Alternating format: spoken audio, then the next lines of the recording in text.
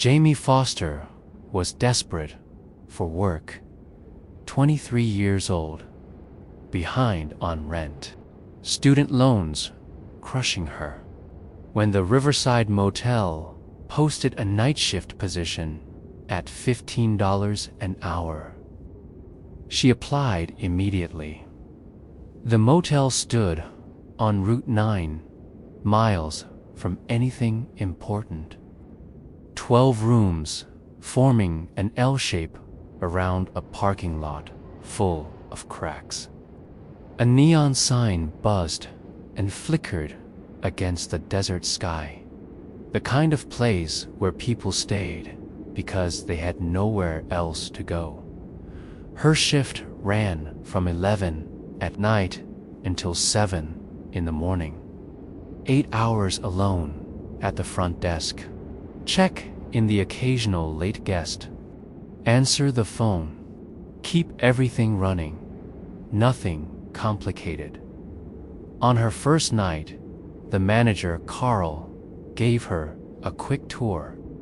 He was in his 50s with exhausted eyes and a coffee-stained polo shirt. Here are the keys. This master key opens everything. Guard it with your life. He handed her a heavy brass key attached to a wooden paddle. What about reservations? Is there a computer system? Carl actually laughed. We use the ledger. Everything gets written down. Cash, card, whatever. Just log it in the book. He showed her the office. Tiny space with a metal desk, an uncomfortable chair, and a television that only showed static. The coffee maker looked ancient. Anything I should worry about? Carl stopped at the door. His expression changed. Yeah, room 7. What about it? Temperature never goes above 55 degrees. We have had every heating company in the state examine it. New thermostats, new vents, new everything. Nothing works. So the heating is broken. No, the heater runs perfectly. Room just stays freezing cold no matter what. That is bizarre. Very bizarre. Carl zipped up his jacket. We avoid renting it unless we are completely full. When we do rent it, guests leave early, always in the middle of the night. They never explain why. Do they complain? Ask for refunds. That is the weird part. They just disappear. Fast, like something scared them. Then Carl left, and Jamie was completely alone. The first 2 hours were uneventful. No guests arrived. The phone stayed silent. Just the humming vending machine outside and that buzzing neon sign. Jamie made terrible coffee, scrolled through her phone, stared out the window at the empty highway. At 2 in the morning, headlights swept across the parking lot. An old sedan with Idaho plates stopped near the office. A disheveled man in his 40s climbed out and approached. I need a room for the night. Of course, just one night. Yes, Jamie consulted the ledger. Rooms 3, 5, and 11 had guests. She could assign him any other room. Room for work for you. The man paid in cash, grabbed his key, drove his car to room 4, and went inside. Jamie recorded everything in the ledger book. Guest in room 4. Check out at 11 tomorrow morning. She returned to her uncomfortable chair. The burnt coffee tasted awful, but she drank it anyway. The television static became almost hypnotic at 2:30. The rotary phone on the desk started ringing. The sudden noise made Jamie flinch. She grabbed the receiver. Riverside Motel. How can I help you? Breathing. Heavy and wet. Someone was definitely there. Hello. Can you hear me? More breathing. Then a woman's voice. Faint and distant. Cold. I am sorry. What? So cold. Why is everything so cold? The line went dead with a click. Jamie stared at the phone in her hand. Wrong number, maybe. Or some kind of prank call. She hung up. 5 minutes passed. The phone rang again. Riverside Motel. Please. The same woman. Her voice sounded panicked now. Please, help me. I cannot get warm. Why will it not stop? Who is this? Which room are you calling from? Click. Dead line again. Jamie's hands started shaking. She looked at the ledger. 3 occupied rooms. Should she check on the guests? Call them. She dialed room 4. The man who just checked in answered immediately. Yeah. Hi, this is the front desk. Just wanted to make sure everything is okay with your room. Everything is fine. Why are you calling? No particular reason. Have a good night, sir. She tried room 5 next. No answer. Then room 11. Also no answer. They were probably sleeping. Jamie tried focusing on something else, but that voice would not leave her mind. So cold. Why is it so cold? At 3 in the morning, she decided to walk around the property. Check that everything was secure. Make sure all the doors were locked. She grabbed the master key and a flashlight. Stepped outside into the cool desert night. The parking lot was empty, except for the 3 cars belonging to guests. Jamie walked along the building, checking each room. All the curtains were closed. Everything was dark, except room for where the man was probably watching television. She reached room 7. The door was shut. Window dark. Curtains drawn. But as Jamie got closer, her breath turned visible in the air. The temperature had dropped significantly right here, just at this door. She stopped directly in front of room 7, pressed her palm against the metal door. It felt like touching ice. From inside the room came a sound. Quiet, but distinct. Rhythmic. Someone was crying. But room 7 was empty. Jamie knew this. Nobody had checked into that room. She should return to the office. This was not her problem, but the crying continued. Heartbroken, the unmistakable sound of someone suffering. Jamie tested the door handle. Locked. She inserted the master key. It turns smoothly. The door swung open. Freezing air rushed out and hit her face. Jamie gasped from the shock. The room was pitch black. She aimed her flashlight inside. Empty. Nobody was there. The bed was perfectly made. Television off. Everything appeared normal, except the temperature. It had to be below 40 degrees. Jamie could see every breath she took. The crying had stopped completely. Hello? Is someone here?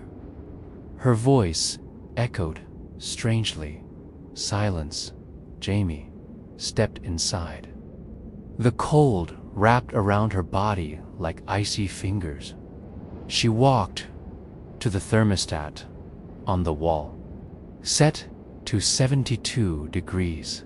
The heater was running, but freezing air poured from the vents. Instead of heat, she checked the bathroom. Empty. Checked the closet. Nothing inside.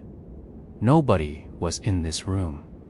Nobody could be in this room. Jamie started backing toward the door.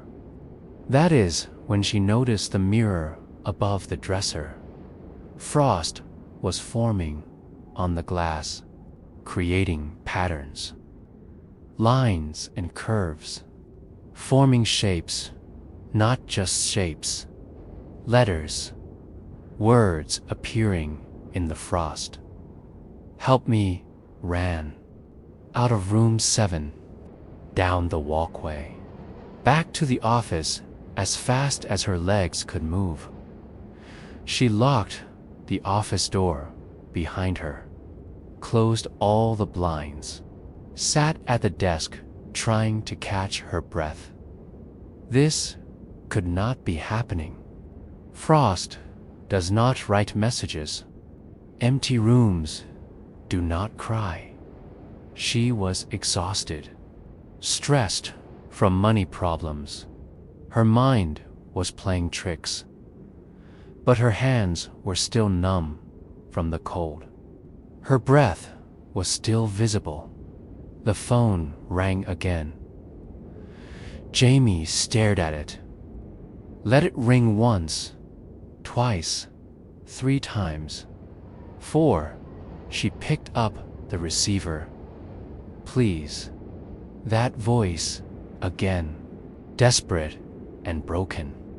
I have been here so long. I am so cold. Will someone please help me? Who are you? Room 7. I am in room 7. I cannot leave. Cannot get warm. Please. There is nobody in room 7. I just checked the entire room. Yes, there is. I am here. I have always been here. Jamie's throat felt tight. What is your name? Long silence.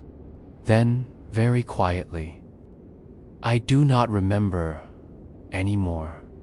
It has been too long. Everything is cold and dark, and I cannot remember anything. When did you check in? I do not know exactly.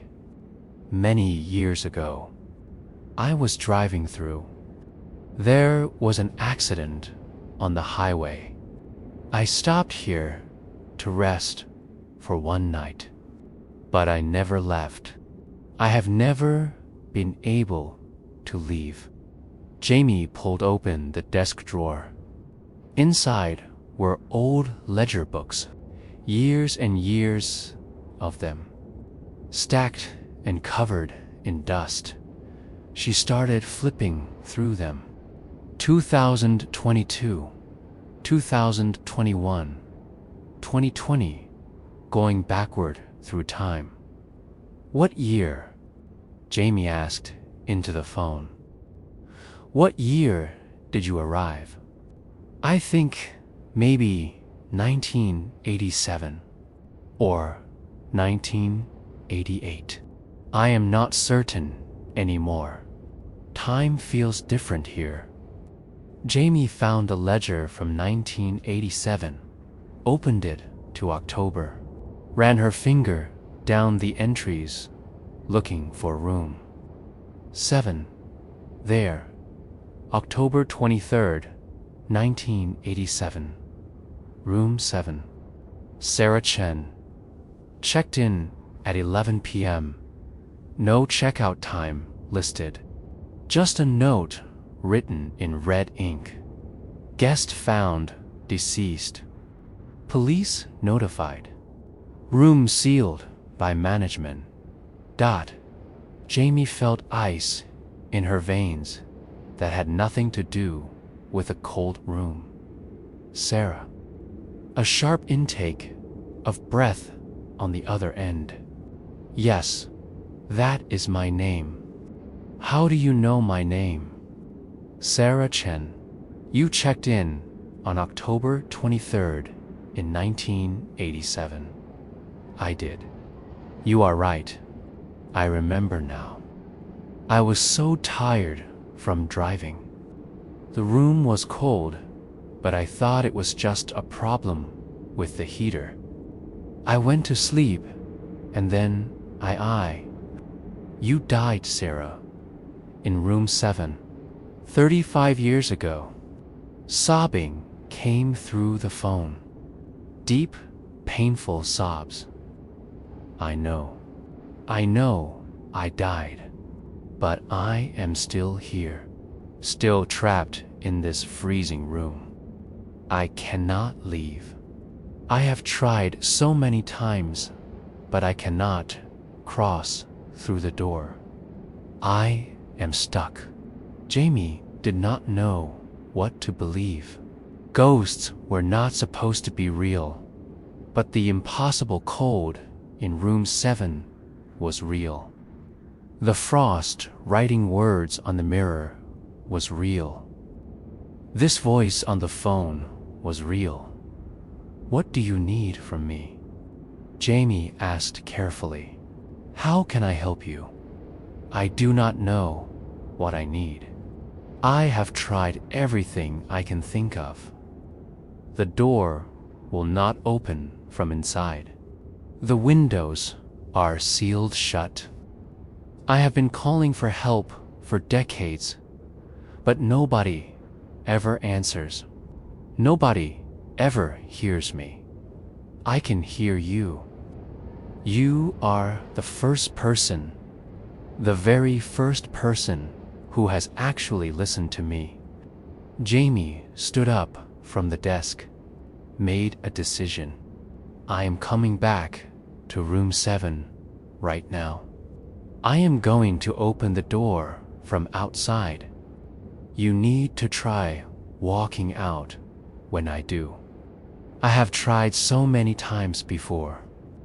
I know, but try again. This time with my help. We will do it together. Jamie picked up the master key, walked back outside to room 7. The cold radiating from that door was even worse than before. The air around it shimmered with tiny ice crystals. She unlocked the door and pushed it open. The room was absolutely freezing. Her flashlight beam cut through air that looked thick with frost. Can you hear me? Yes. The voice came from everywhere at once, from the walls and floor and ceiling. I am here. I am always here in this room. Come toward the door. Come toward my voice. I cannot see the door. Everything around me is completely dark. Jamie understood. Sarah was not seeing the room as it existed now.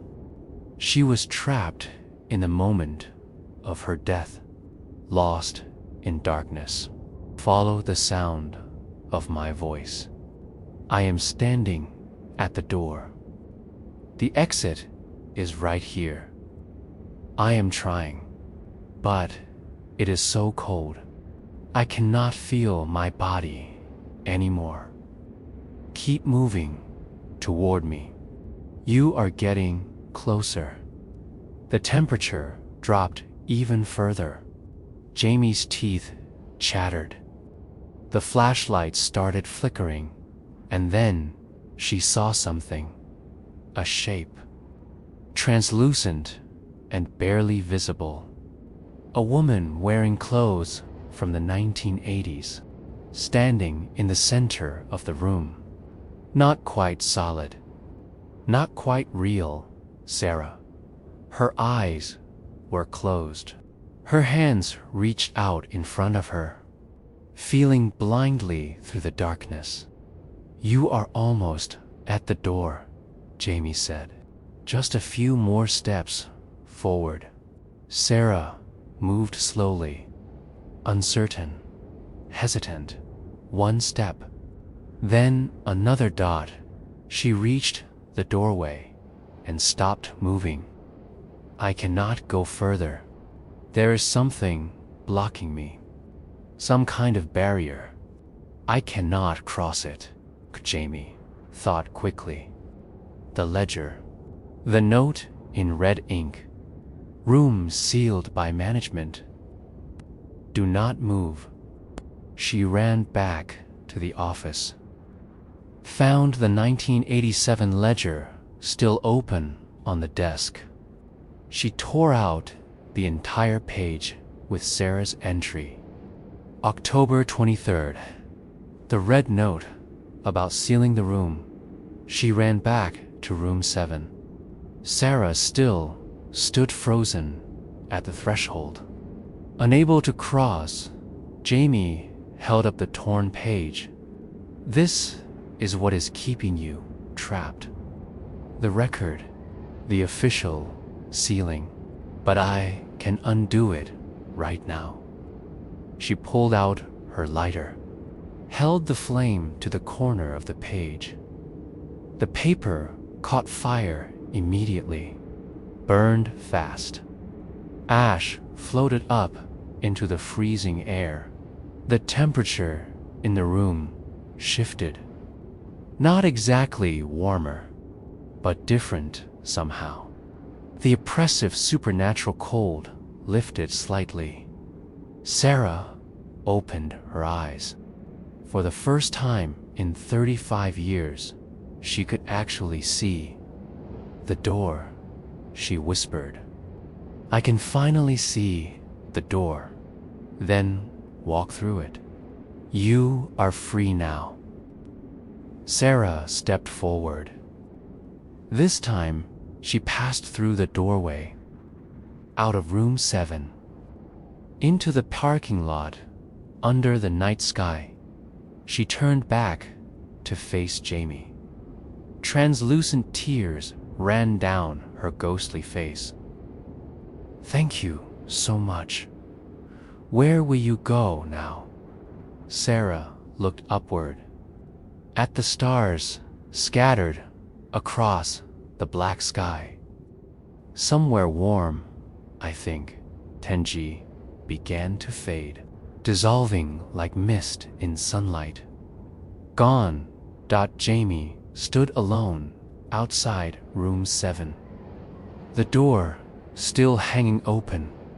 The room still cold inside. But it was different cold now. Normal cold. Natural cold. Empty cold, not haunted anymore. Just vacant. She closed and locked the door. Walked back to the office to finish her shift. The rest of the night passed without any incidents. At 7 in the morning, Carl arrived to take over. How did it go? Jamie almost told him everything. About Sarah, about the phone calls, about setting a ghost free. But instead, she just smiled. Quiet night. Nothing unusual happened. Carl nodded. Good to hear. Room 7, give you any problems? Actually, No. But you should check the temperature in there. I think it might be warming up finally. After her shift ended, Jamie drove home, slept for several hours. When she woke up, part of her wondered if the entire experience had been some kind of exhausted hallucination. But her jacket still carried the smell of that unnatural frost, and her lighter had ash residue on it. It had all been completely real. Jamie continued working the night shift at Riverside Motel over the following weeks. Carl confirmed that room 7 was steadily warming up. 58 degrees, then 62. Eventually reaching normal room temperature, they started renting it to guests again. No more early checkouts. No more unexplained complaints. Just an ordinary motel room. Jamie never received another phone call from Sarah. Never felt that particular bone-deep cold again. But she thinks about Sarah sometimes. About a woman who spent 35 years trapped in a freezing room, who finally found someone willing to truly listen. The night shift feels different now. Jamie brings novels to read, makes better coffee. Occasionally, guests check in late. Sometimes nobody comes at all, but room 7 stays warm. And somehow, that feels like enough. Let that warmth reach you now. Feel it spreading through your body as your eyes grow heavy, as your breathing becomes slow and deep. You are not trapped anywhere, not lost, not cold, not alone. You are exactly where you belong. Warm, safe, free to rest completely. Sarah found her peace after so many years. Now you can find yours. Sink deeper into comfort, into softness, into welcoming sleep. No frozen rooms waiting for you. No desperate calls in the night. No barriers between you and rest. Only warmth. Only quiet. Only the gentle pull downward into sleep. Let everything go now. Your shift is over. Someone else is keeping watch. Someone else is handling everything. You can finally rest. Deeply and completely. Warm and safe and free. Good night.